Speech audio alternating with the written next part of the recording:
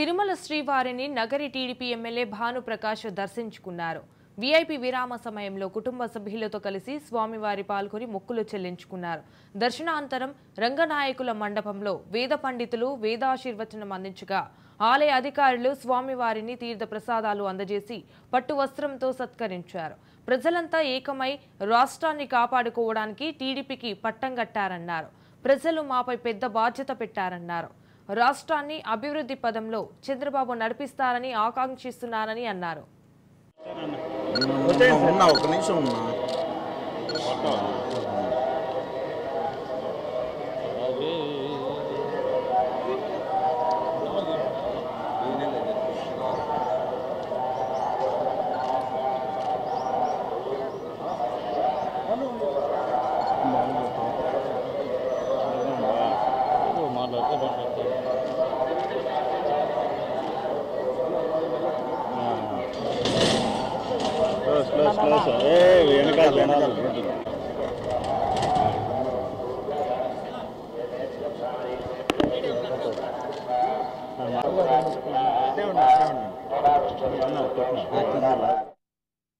వెంకటేశ్వర దయ వల్ల ప్రజల ఆశీర్వాదం వల్ల ఖచ్చితంగా మంచి ప్రభుత్వం ఉంటే ఏర్పడుతుంది.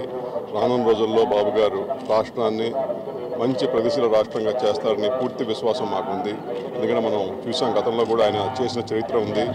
హైదరాబాద్లో కానీ, ఇంతకుముందు ఆంధ్రప్రదేశ్ను కానీ, మళ్ళా గత 5 సంవత్సరాలు, ఇంతకుముందు 5 సంవత్సరాలు కానీ బాగా చేశారు.